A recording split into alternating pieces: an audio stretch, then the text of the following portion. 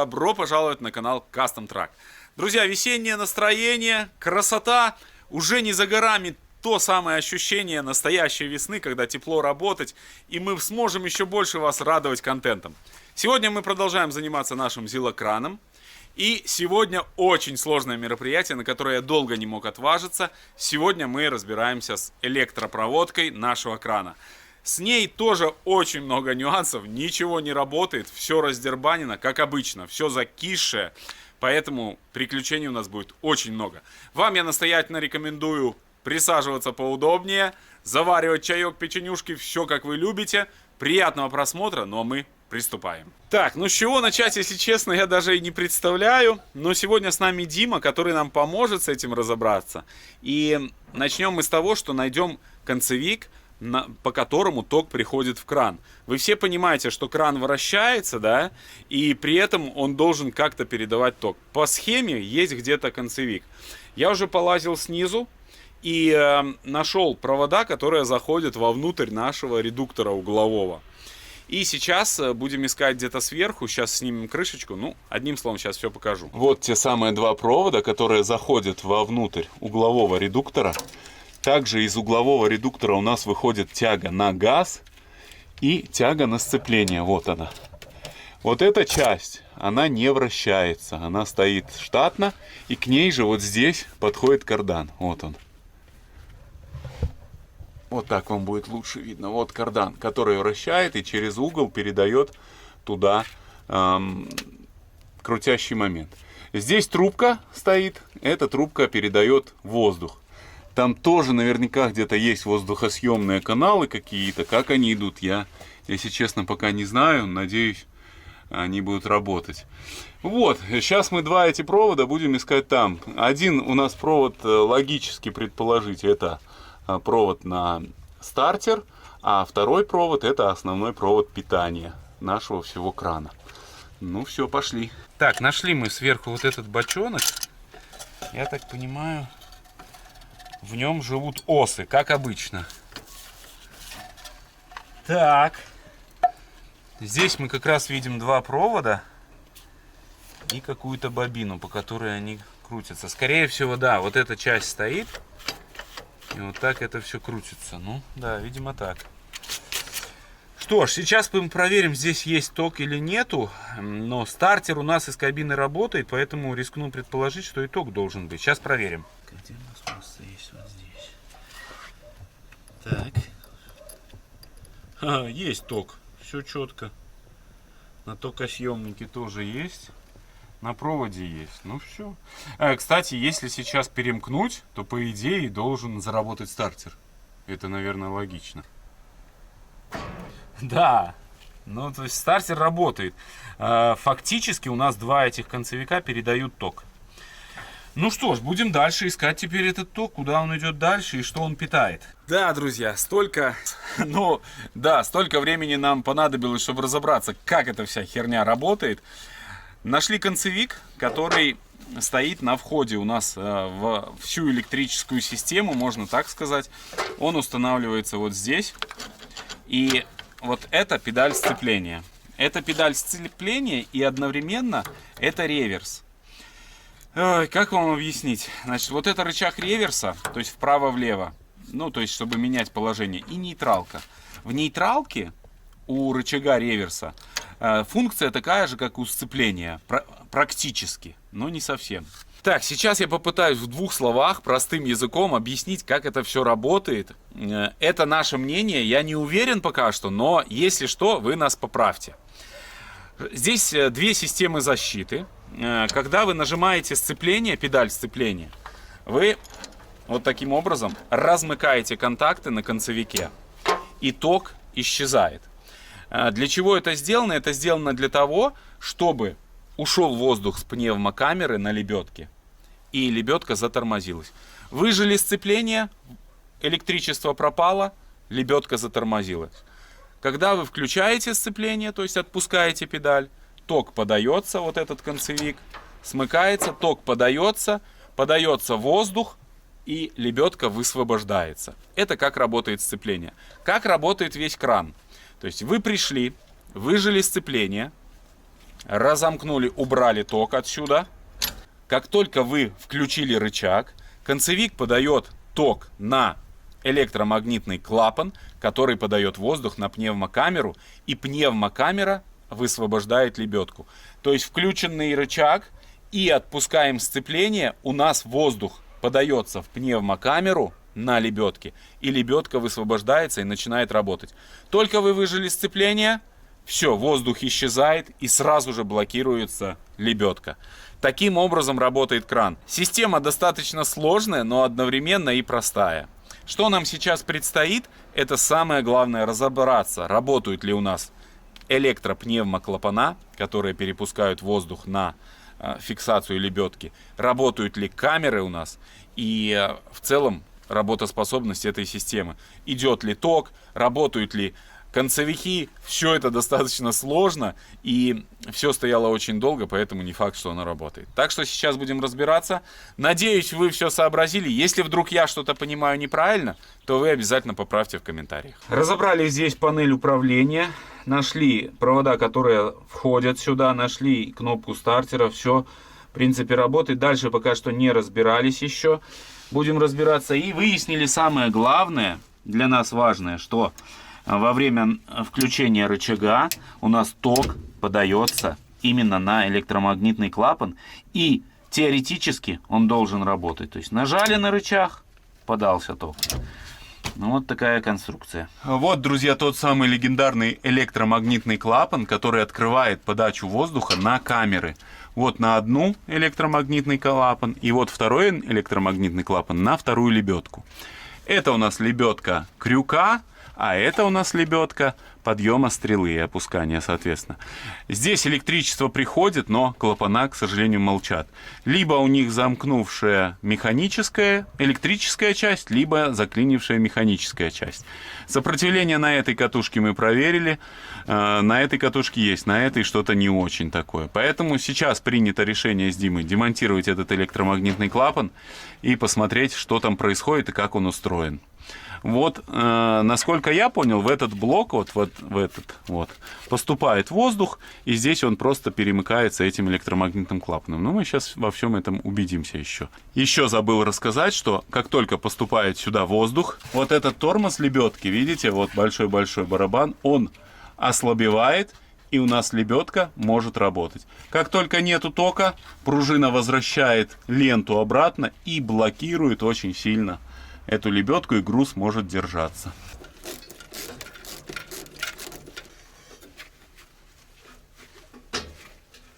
Блин, наверное, так еще что-то есть где-то. Хотя не должно быть.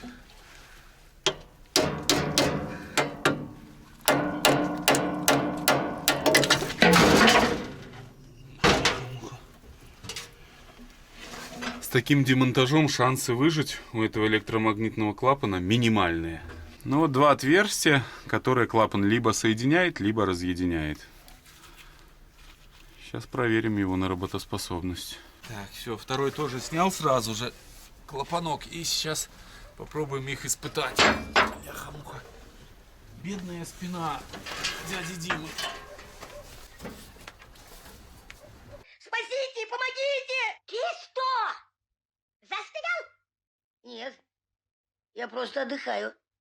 Я знаю, что вы сейчас напишете. Если бы мы развернули кран, то там было бы гораздо проще. Согласен с вами. Но мы не ищем легких путей, так что работаем так. Так, ну пробуем. Слушай, клацает. В общем, надо его смазать, и у нас есть шансы. Видал?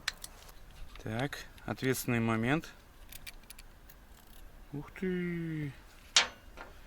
Это такой клапан или я ошибаюсь? Офигеть, неужели такой маленький клапан может держать давление? Ага. Сердечник.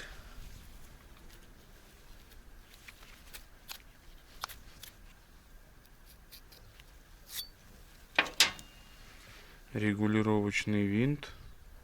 В общем, здесь все очень серьезно. И все очень слабенькое. Я в шоке.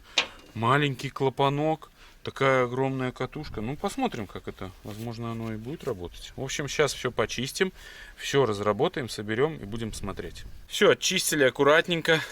Пришлось чуть-чуть наждачечкой даже пройтись. И сейчас все будет работать, я думаю, четко. Во всяком случае, на это искренне надеюсь. Собираем все обратно. Блин, забыли чопик, Дима, почистить этот тоже. Ну, сейчас почистим и его. Вот это направляющий толкатель самого пневмоклапана. Все соберем, попробуем. Первый клапан мы собрали, разбираем второй. И тут уже осы, друзья наши. Как всегда, блин. Тут как тут. Мы такие, что клапан, блин, не работает? И как он будет работать, если там осы полный осиный дом? Короче, разбираем второй. Все, почистили, собрали. Сейчас проверяем. Надеемся на успех. Давай, Дима. Все, ё-моё. Не зря, друзья, я на заводе отработал 20 лет восстановителем вот таких вот клапанов. Вроде бы все работает. Решили попробовать работоспособность камер, пропускают ли они воздух. О, работает вот туда, смотрите. Сейчас попробуем, работает ли вот это.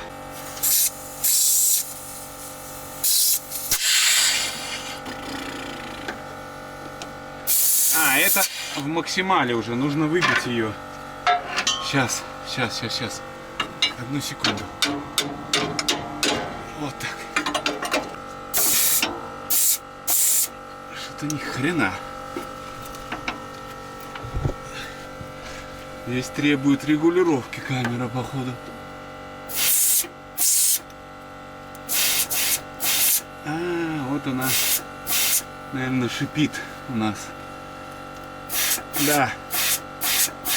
Камера шипит, и вот эту камеру нужно ремонтировать. Чего мы не перевернули эту стрелу, а, Дима? Ну ёп. Красоты. Акробатом станем. Хорошо, что я 20 лет в цирке отработал.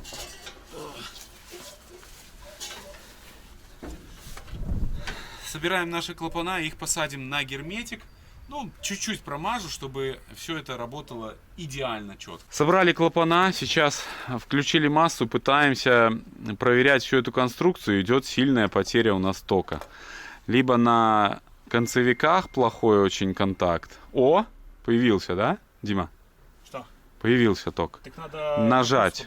Давай, сейчас нажму.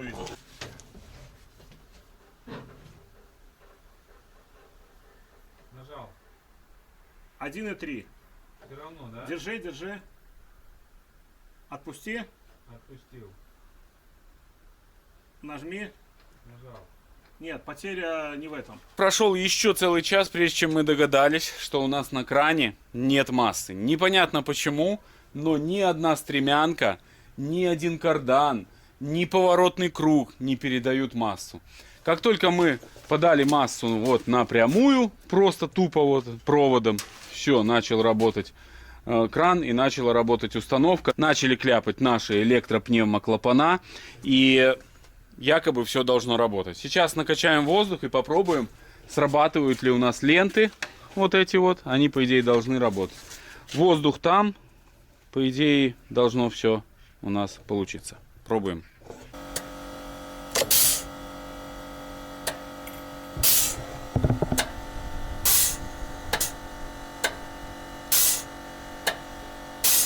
Ну что ж, друзья, все работает, как только я.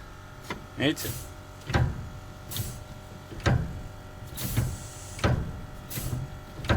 Все работает. Одна камера у нас работает, вторая же камера у нас, к сожалению, пропускает, и нужно делать. Нужно разбирать саму камеру, видимо, там трещина. Ее тоже нужно снять и сделать. Здесь по салону пока непонятно, что как. Стартер работает, зеленые кнопочки не работают, хотя раньше работали. Вот эти вот лампочки. А вот, срабатывают. Загорается лампочка, показывая, что у нас включен правый рычаг. Так что потихоньку, по чуть-чуть мы восстанавливаем систему крана, и я думаю, скоро он заработает. Что ж, давайте подведем небольшой итог. Результатом наших манипуляций до нынешнего момента стало то, что у нас работают пневмокамеры по электрической части. По воздуху у нас есть в установке утечки. Я боюсь, что это на муфте, которая передает воздух во время кручения установки. Но еще чуть подразберемся, пока что непонятно. Ну и самое главное, что электрическая часть у нас работает. И что сейчас нам нужно, в первую очередь, это установить концевик на сцепление, чтобы когда у нас выжатое сцепление, то у нас кран останавливался. Это для того, чтобы груз, например, не падал, стрела не падала. Это для этого необходимо. Поэтому сняли временно вот такой защитный концевичок здесь для безопасности. Он нам вряд ли пригодится. И хотели его использовать, но здесь осы просто сделали очень красивое себе гнездо. И теперь у нас таких концевиков, к сожалению, нету. Но будем снимать дальше, продолжать безопасность, да, разбирать. У нас вот еще один есть. Может быть, в нем нету ос. Но вот это, наверное, вряд ли будет работать. Так, снимаем камеру, которую нам нужно отремонтировать. Она пропускает воздух. Трубку подвода воздуха я уже открутил. Сейчас попробуем саму камеру открутить.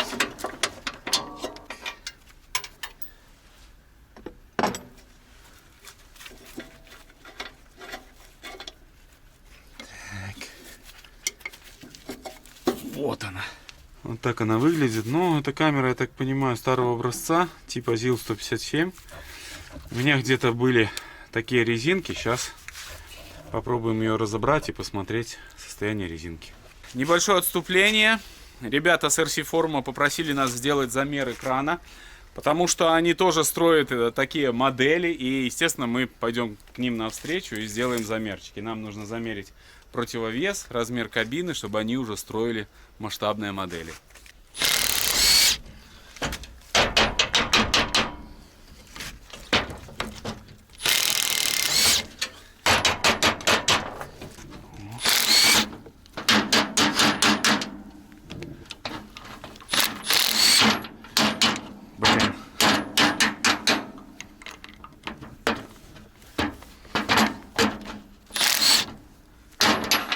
Если мы так будем откручивать, то мы вряд ли сможем потом собрать.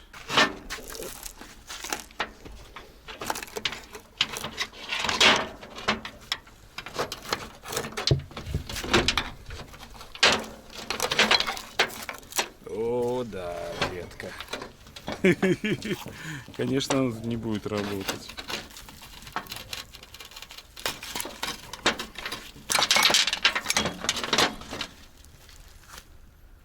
Ну, небольшая дырочка, но есть.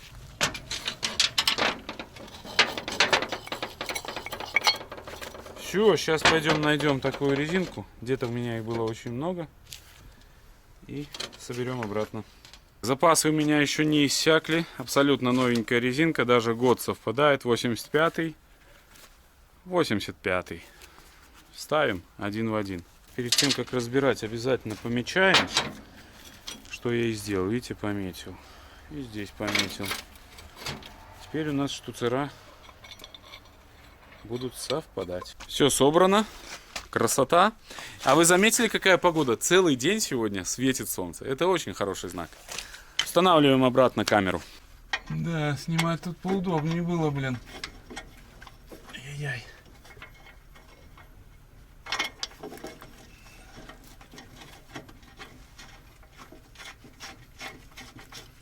Так, наживил. Ну все, сейчас сложного здесь ничего нету. 2 болтика и трубка. Вот, а также нужно привести в порядок нашу электропроводку, которая здесь не в красивом состоянии. Так, ну что ж, мы нашли концевик, который будем использовать на сцеплении. То есть при каждом выжиме сцепления у нас будет отключаться электричество от пневмокамер, и лебедки будут блокироваться, то есть будут фиксироваться нашими лентами. Устанавливаем сейчас этот концевичок на сцепление, и таким образом у нас будет вся система якобы работает. Многие из вас говорят: Дима, зачем ты занимаешься этим металлоломом, купи ты нормальный кран. Ну интересно мне, интересно, как устроена техника, и с каждой нашей победой над каким-то аппаратом очередным мы приобретаем опыт, не знаю, который пригодится нам или нет, но во всяком случае какой-то опыт мы приобретаем. И не только мы, и Дима, вот представляете, тоже приезжает к нам из Могилева и помогает копошиться, потому что это интересно. И когда ты в это во все начинаешь вникать, это совсем другой мир. Мир интересных проектов. Да, Дима, ты согласен? Согласен. Надо сцепление нажать. Сейчас сделаем. Реверс включить. Ну, наконец-то мы готовы к испытаниям. Спина болит, руки просто уже сбиты все. Собрали мы всю конструкцию. Установили концевик. Сейчас в нейтральном положении находится реверс, который переключает либо вправо, либо влево.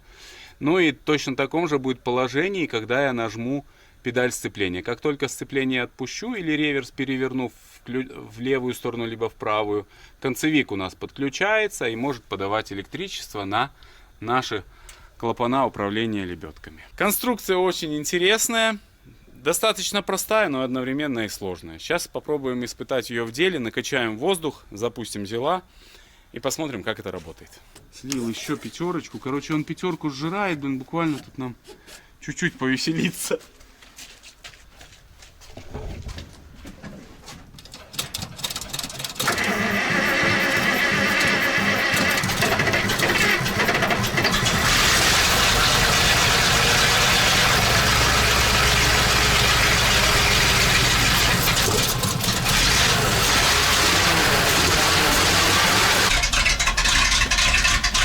Включаю установку.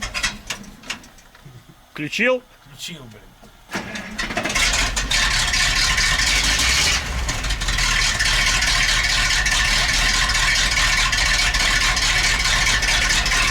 Что происходит? Кардан крутится. Сейчас попробуем на таких оборотиках работать.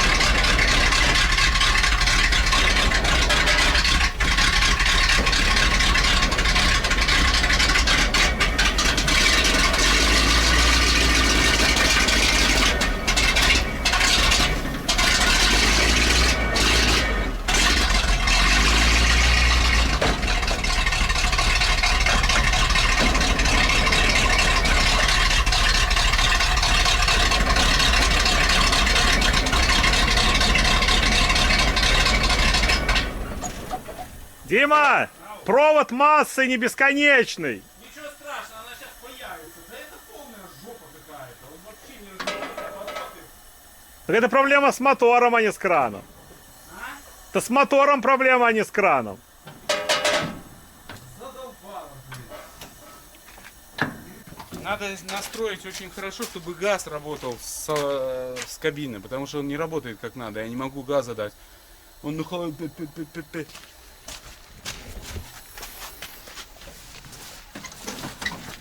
Сейчас выключу пульт сначала. А ты думал, по цене металлолома Липхер купил?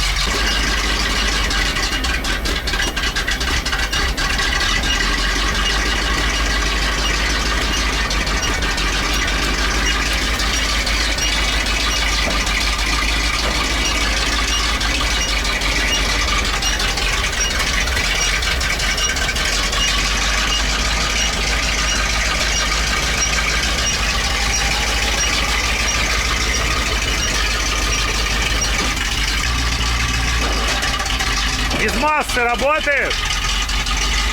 А я не знаю. Давай. Нет. Ну-ка, попробуй понажимай. Ну, щелкает, а попробуй второй, чтобы я этот видел. А, воздуха, наверное, нет. Подаю воздух. Это я подал или нет? Да, все. Не, чуть-чуть доверни еще. Ага, вот все. Ну-ка.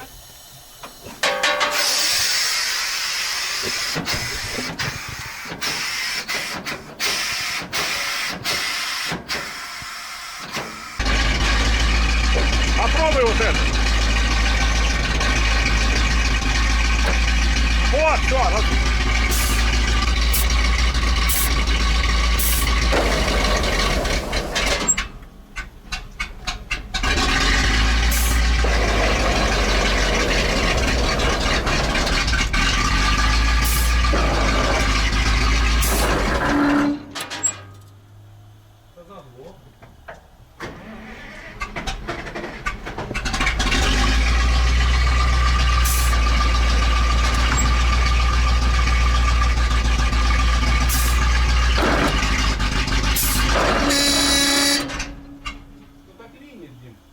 Тормоза?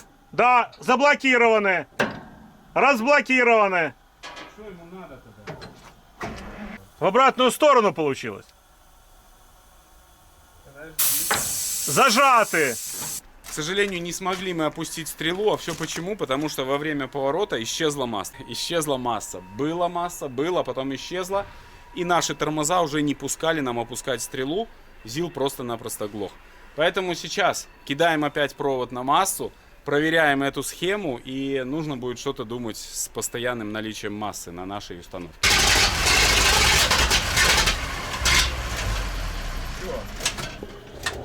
Что случилось?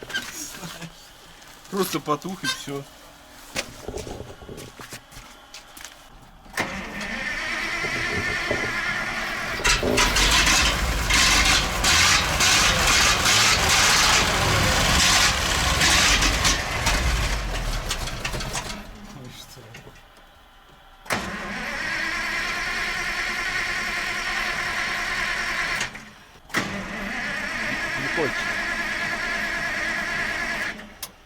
Это полная херня. Масса пропадает в такой металлической конструкции. Я вообще не понимаю, как такое возможно. Но у нас явно пропала масса, и поэтому он перестал работать как надо. Ладно, пока не сдаемся.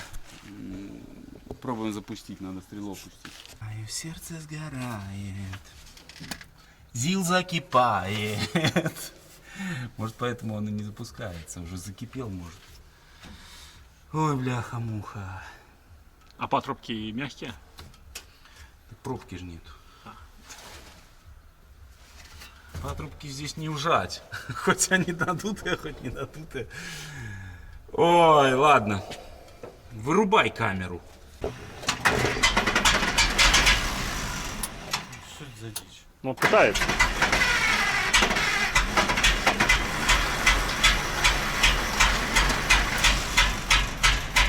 На одном цилиндре?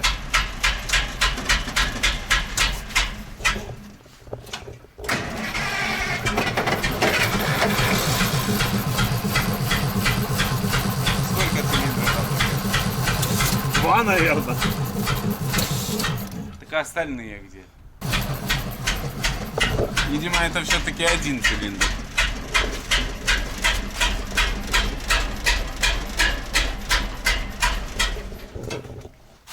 Свечи позаливало уже. Почему? Почему у нас один цилиндр работает? Ну, радиатор кипит. Ну я ж плюю, он не кипит ничего. Ну, с радиатора пар идет. Да, это фигня. Ну. Если бы он перегрелся, он бы здесь уже кипело все. Бомбалея Киргуду.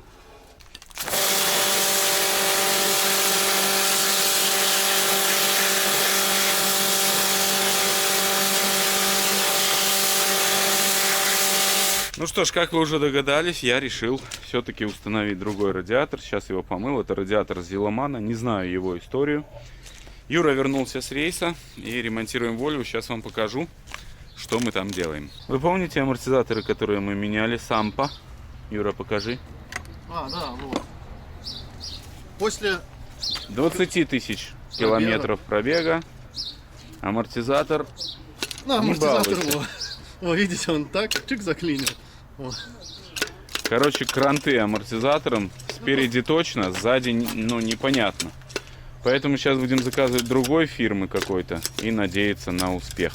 Но Юра чуть-чуть грешит, что мороз был большой, но они не Небольшой, должны... 30 градусов был. Да, они не должны бояться мороза, как ни крути. Но после мороза я почувствовал разницу. Ну, понятно. Ну, закажем новое, поменяем. Но имейте в виду, Сампа вот 20 тысяч у нас выдержала. Открутил сливную пробку с антифриза и в двух словах сейчас вам расскажу, что вчера произошло. У нас что-то неправильно работало, мы перепутали контакты, как потом выяснилось. Наверное, это мы еще проверим. И у нас что происходило? Выжимаешь сцепление и разжимается барабан лебедки. Это неправильно. Должен, когда выжил сцепление, барабан наоборот сжиматься, то есть наоборот. Мы с Димой не могли уснуть и вечером начали переписываться в поисках причины, почему так произошло. И потом я начал смотреть исходники и заметил, что, скорее всего, Дима перепутал контакты на контактном выключателе, который стоит на сцеплении. Сейчас я вам покажу его. Вот на этом переключателе мы перепутали контакты. И, видимо, из-за этого у нас работает наоборот вся система. Ну, сейчас я переставлю. После того, как поменяю радиатор, займусь этой конструкцией, переставлю контакты и буду надеяться на успех. Вчера был эффект такой, что невозможно уснуть, потому что не понимаешь, в голове мысли, не знаешь, что делать. Я все-таки вернулся к исходникам, перепроверил все провода и заметил на видео, что Дима ошибся во время установки вот этого концевика. Мы уже спешили домой, уже хотелось скорее испытать и сразу же косяк. Но здесь никакой проблемы нету, просто перекинуть провода, это займет недолго. Ну и в первую очередь займемся, наверное, радиатором, поменяем радиатор, потому что вчера перестал ЗИЛ запускаться, уже, видимо, он сильно нагрелся.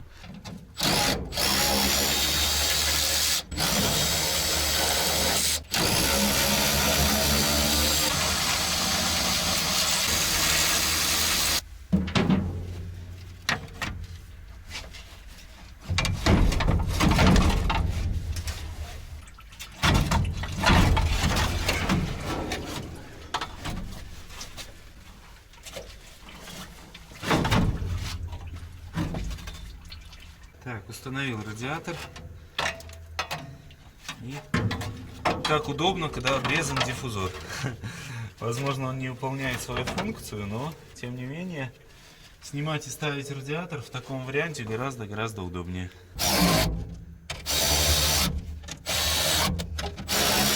Все, сейчас не забыть закрутить краник, а то можно залить антифриз и все упадет об землю.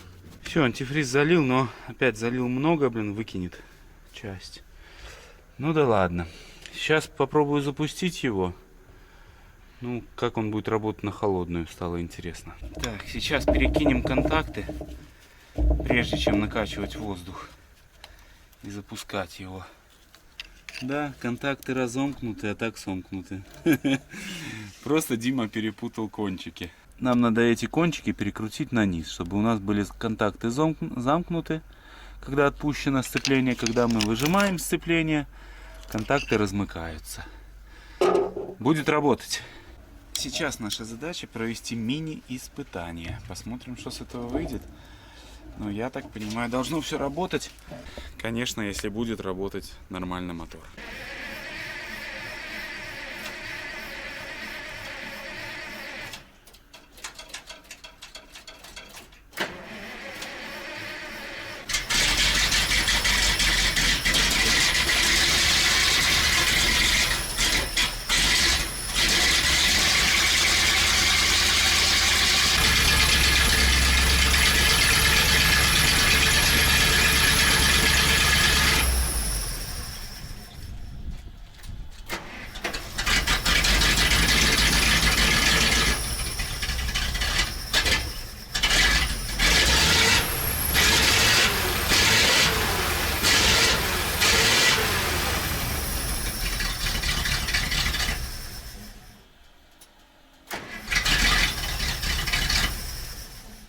вроде бы работает уверенно на холостых. Сейчас попробуем.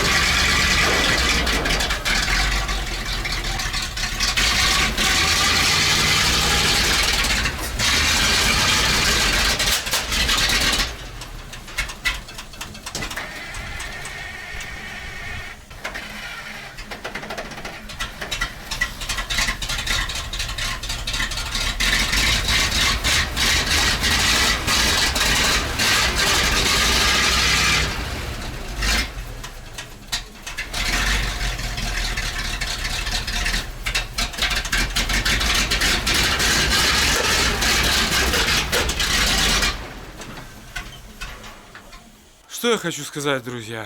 В завершение, наверное, этого ролика. Вымучил меня этот долбанный кран. Я уже просто не могу. То мотор тряхтит, пыхтит, потом работает нормально. Сейчас вот залил бензин хороший. Вроде все работал. Опять херня какая-то. Зажигание чуть-чуть подрегулировал. Вроде нормально работает. И поработал чуть, опять троит, пердит. Как сдохнет, все, ничего, никаких симптомов. Постоит чуть-чуть, брынь запускается. Это дичь, это честно дичь, я не знаю, мне нужно чуть-чуть отдохнуть. В следующей серии мы займемся ханамагом. Ну, а зилокран, я не знаю, пишите, но может быть мы его сдадим в металлолом, я не знаю. У меня уже просто нервы заканчиваются. Вам я, друзья, желаю только хороших людей на жизненном пути, всех благ. Не покупайте металлолом, покупайте сразу нормальную машину. Мы, блогеры, можем себе позволить, вот, блин, мучиться, но... Вам я не советую. Берите всегда технику, чтобы была на ходу, чтобы можно было проверить. Лучше чуть-чуть переплатите, но чтобы техника была на ходу. Всем всего наилучшего. Всем пока.